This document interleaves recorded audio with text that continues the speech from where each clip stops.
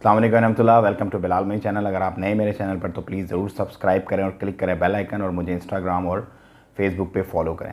आज हम डिस्कस करेंगे 3 मेन चीज़ें। नंबर 1 तो आज हुए हैं सबसे ज़्यादा केसेस हिस्ट्री में, जब से ये स्टार्ट हुआ है कोरोना, इसमें सबसे ज़्यादा केसेस आज ओमान में रजिस्टर्ड हुए हैं। और उसके बाद नंबर 2 हम डिस्कस करेंगे जो सेकेंड फेज़ का फ़्लाइट स्केड्यूल जो इंडिया का अभी स्टार्ट हुआ है वो।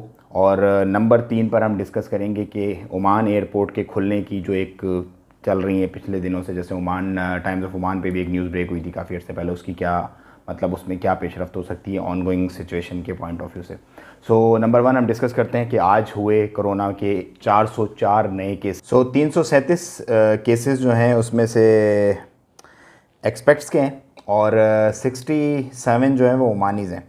और टोटल नंबर जो है इन 404 केसेस के बाद 5029 हो गया है और 1436 रिकवरीज़ हैं और 21 डेथ हो गई हैं। आज अभी भी एक डेथ हुई है 80 साला ओमानी के, अल्लाह उन्हें गरी की रहमत करे।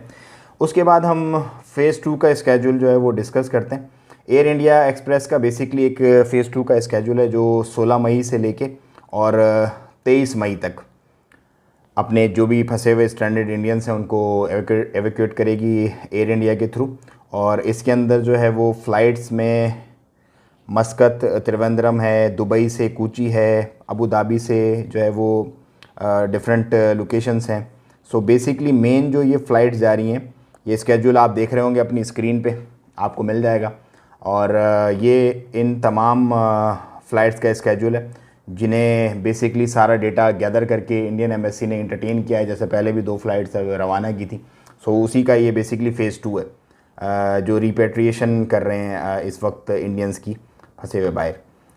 फिर उसके बाद जो है तीसरा है कि कब एयरपोर्ट कब खुलेगा मस्कत का, ये बेसिकली हॉट क्वेश्चन है। देखें, लास्ट टाइम एक ओमान एयर के एक ऑफिशियल ने, सीनियर ऑफिशियल ने एक इंदिया दिया था कि शायद हम जून में खोल दें एयरपोर्ट, शायद, लेकिन कोई कंफर्म नहीं है वो।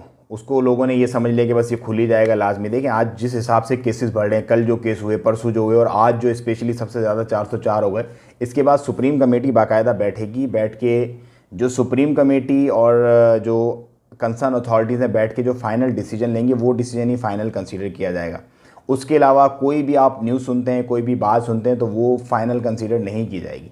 सो आप वेट करें, इंशाल्लाह जैसे ही कोई फाइनल कंफर्मेशन आएगी एयरपोर्ट खुलने की, उसी पे ही आप अपना जो है वो सारा प्लान कीजिएगा।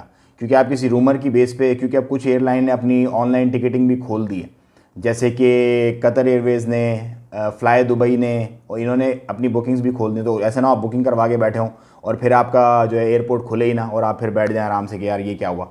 सो ये तमाम चीज़ें डिसाइड होंगी जब फाइनल ऑफिशियल स्टेटमेंट आ जाए कि हाँ भाई अब खुल रहा है इस डेट से, फिर आप अपनी बुकिंग्स वगैरह या जो भी चीज़ें आपको करवानी करवाई, वरना आप पहले ऑलरेडी बहुत परेशान है, फिर मज़ीद आप परेशान होंगे। उम्मीद है आपको बात मेरी समझ आ गई होगी जो मैंने समझाने की कोशिश की। मैं आपसे लेता हूँ इजाज़त, फिर मिलेंगे इंशाल्लाह। जज़ाकुमुल्लाह खैर। अस्सलाम वालेकुम व रहमतुल्लाह।